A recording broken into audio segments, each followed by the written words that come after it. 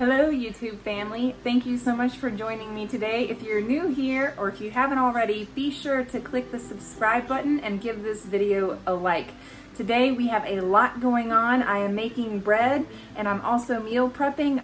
I'm gonna write the recipes down below in the description or link videos with the recipes in them from other vlogs that I have done. These are not new to our family recipes. These are just some of our favorites. I hope you guys enjoy this video today and thanks for joining me. I appreciate you all so much.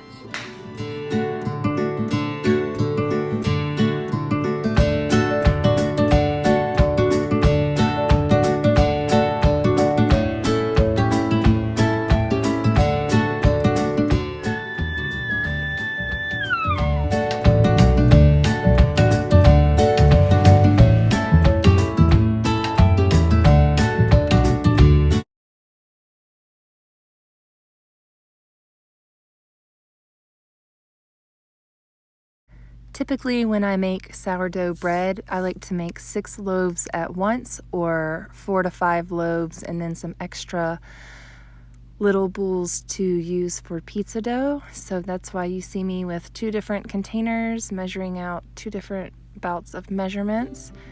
Once I make 6 at a time, then I can freeze the loaves that we're not going to eat immediately. And they freeze up really great. I like to pre-slice them. I will link up above in this video and down below in the description all of my sourdough recipes so that if you want to do this, you have a very thorough explanation of how to do it and not just this quick blip in this video. I hope you enjoy this process though. To me, it is very relaxing and it is a task that I enjoy doing every week.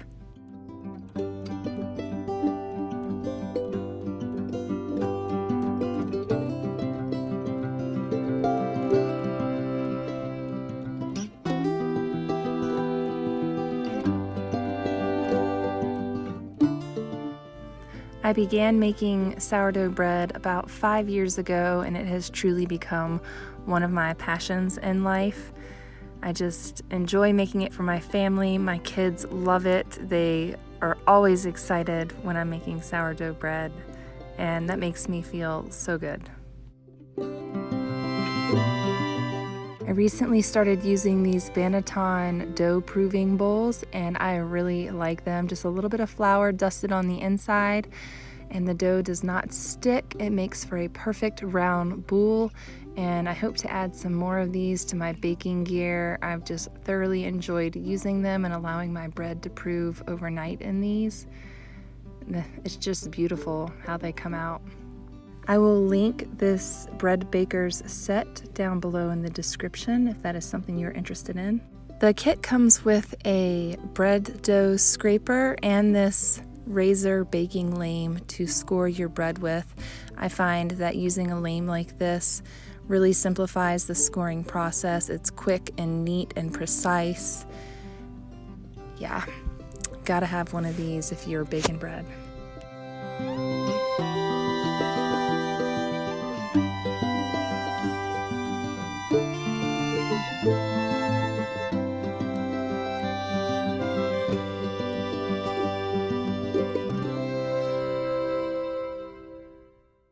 Now we're gonna move on to some deer chili, and this is using venison fresh from a deer that was harvested last week, and as well as some liver from that same deer. We are gonna combine them with tallow to add a little bit of fat to this meat, and we're just gonna grind it all together and then give it a really good mix, fry it up, and throw it in some chili.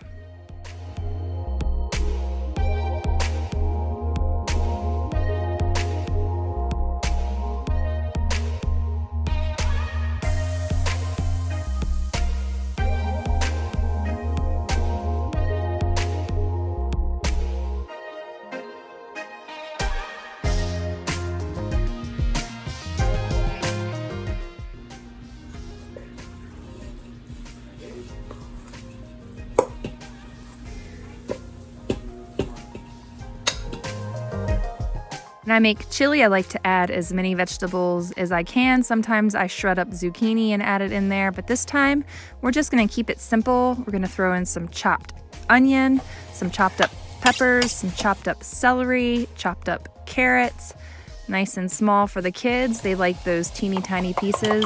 Then we're gonna throw in the ground deer meat and deer liver. I'm gonna add a teaspoon of sea salt, a half of a teaspoon, between a quarter and a half of a teaspoon smoked paprika. This is my first time using that, so I'm just kind of playing around with it. Definitely want a teaspoon of chili powder in this chili, and this is gonna be some onion powder, and I'm doing about a quarter of a teaspoon of onion powder. And next up, we are gonna do about a quarter of a teaspoon of garlic powder, maybe a little bit more in there. We like our garlic. Add a half of a teaspoon of cumin, and whoops, I already put paprika in there, so we're good to go. Give it a mix up, and then at the end, we'll adjust the seasonings as needed. We'll probably need to add a little bit more chili powder, things like that, some salt and pepper. Once we get all the ingredients in there, we'll give it a good taste. I'm gonna add some green chilies now. We really like green chilies. Then we add some dark red kidney beans and then pinto beans, a can of diced tomatoes, but we're not gonna stop there. We're also gonna add in a little can of tomato paste.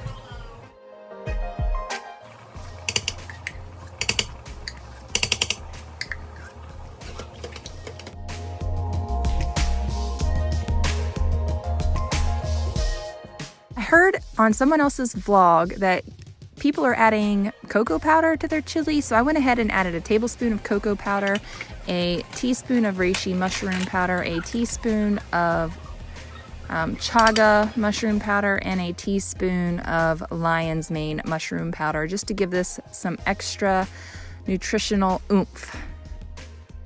Found this smoked paprika in the international section of our grocery store. We poured our chili over top of some rice and then topped it with some white cheddar cheese and some sour cream. I also made cornbread in the cast iron skillet and baked it in the oven.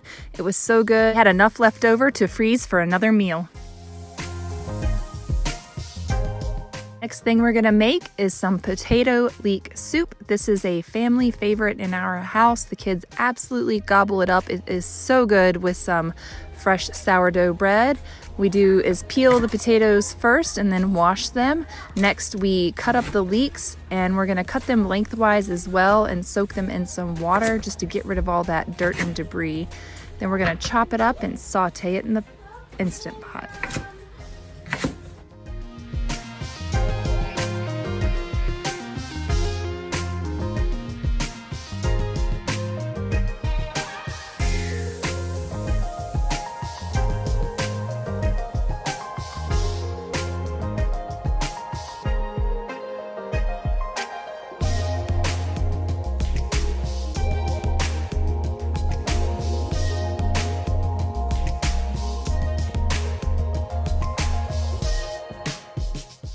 I'm gonna add about 3 or 4 cloves of garlic chopped up and throw that in with the sauteing of the leeks. You can use 3 to 5 pounds of potatoes. I went ahead and did a full bag of potatoes. It was 5 pounds just to have extra soup. My kids really enjoy this soup. I was hoping I would have enough to freeze, but they ate it in 2 days.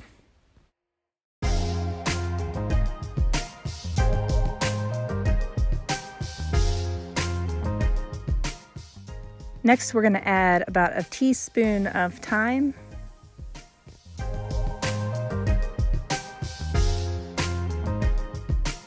about a teaspoon or more or less, depending on your flavor, of real sea salt. Go ahead and give some twists of black pepper, as much or as little as you like. I would say about a quarter to a half of a teaspoon of that. I have some dried bay leaves. Just don't forget to take them out before you blend your soup. I forget every time, and every time I just chunk up the bay leaves. All right, so we're gonna add in some chicken broth. Normally I would have my own chicken broth, but on this particular day I didn't have any thawed out because I freeze it in jars. So I am using my stash of chicken broth from my emergency supply. I will replenish this. I have so much out there right now, but I will get more of this next time I go to the store. But I need to get my frozen chicken broth out of the freezer and use that in another recipe. It ends up being about 6 cups total for broth in this batch of soup.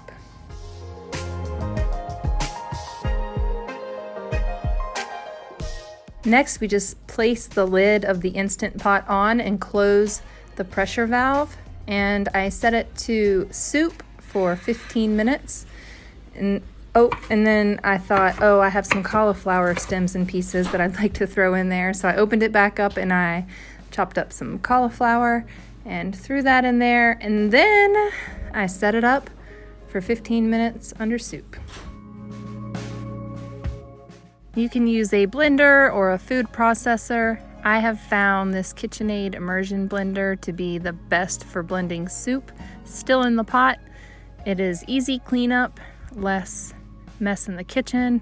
Just be sure that you are using it correctly and that you're not spattering hot soup all over yourself. I added a bit of sour cream to this, maybe 2 or 3 tablespoons of sour cream, and then about 1/4 bar of cream cheese just to step up the creaminess to this soup since I don't have any heavy cream. I have made this recipe dairy-free with coconut oil and coconut cream, and that works out really well too. Slightly different taste, but dairy-free nonetheless.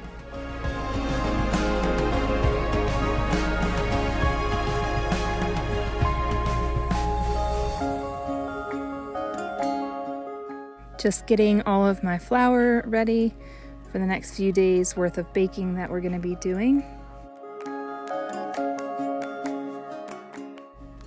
This is about 4 cups of waffle leaven, sourdough leaven that I made last night, and then I have melted some butter and added the butter to it already before I started recording this. For this recipe, I'm using 2 eggs, adding 1 tablespoon of sugar.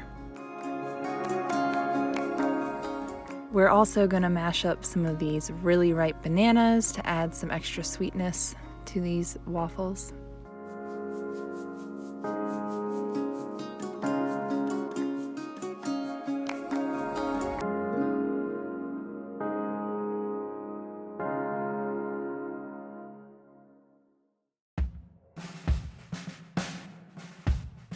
I added about 1/2 cup of almond milk. It's unsweetened to begin with, and then I checked my thickness, and I think ultimately I added about a whole cup of almond milk.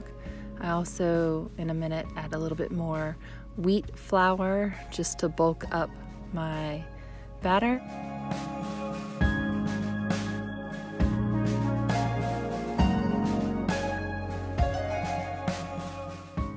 I always add about a teaspoon of salt to my pancake and batter mixes. And then here's when I'm sprinkling in a little bit of non-aluminum baking soda just to help liven it up, give it some bubbles, make it nice and active so that when it goes on the griddle, hi Hagen, it puffs up nicely. Adding just a splash more almond milk to get the consistency that I want.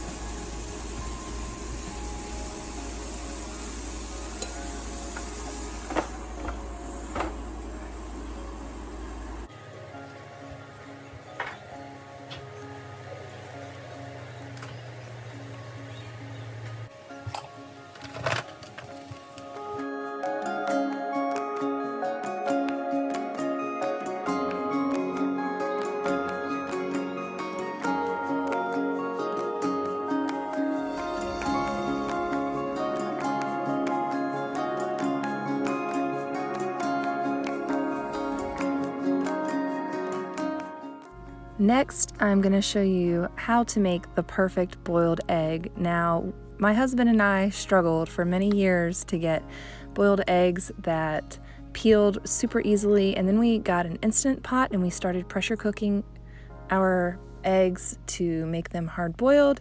It takes 4 minutes. You do a quick release and then you throw the eggs into some ice cold water and the peels come off beautifully. So we make a big batch of boiled eggs for the whole family to last us through the week for my husband to take to work.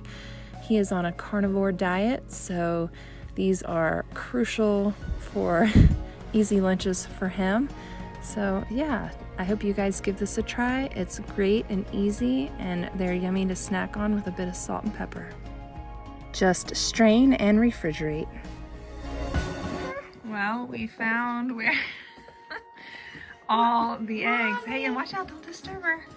We found where all the eggs are, and apparently we have a broody hen, and I'm just wondering, because we have roosters, I'm wondering, are those fertilized? No. Not a good time of year to be having baby chickens. Holy cow, that is a ton of eggs. Wait. I was wondering where all the eggs were. They stopped. Oh my goodness. Yeah, Peppa just picked one. That's like even too many for her to sit on. It's so funny.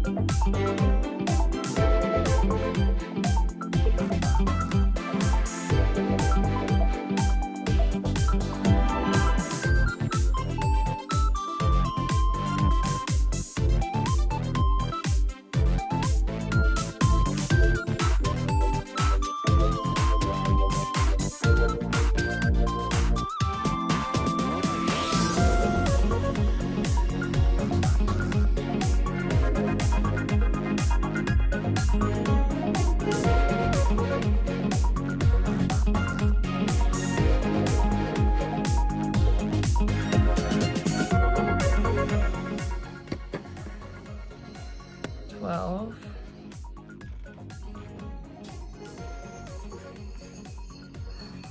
13.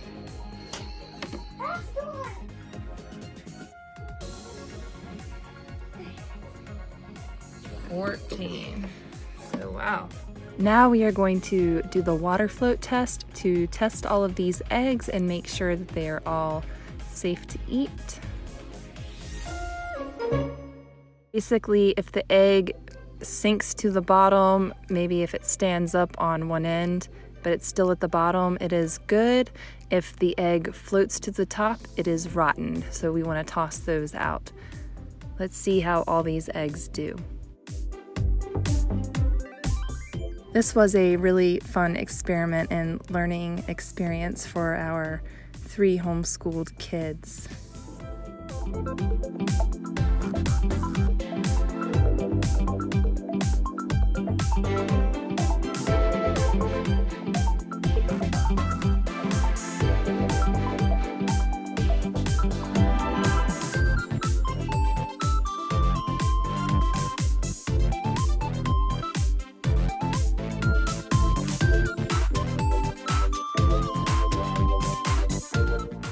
Excellent.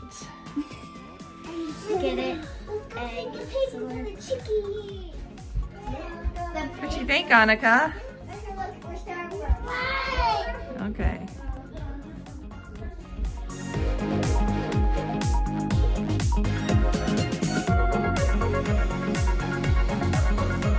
We are so excited to announce that one of our smaller chickens, I don't know if it's one of the bantams or what, but laid its first egg. And over here you can see some evidence of that. There's a little bit of blood. So his first time popping out an egg.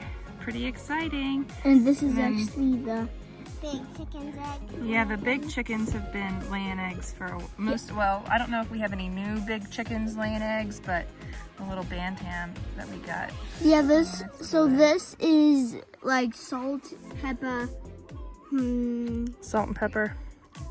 Goldie, Daisy, or Elvira. And There's all the chickens right there. Where did you find this small little egg? The 2 with the fuzzy feet are so cute. We think they're roosters though. Yep.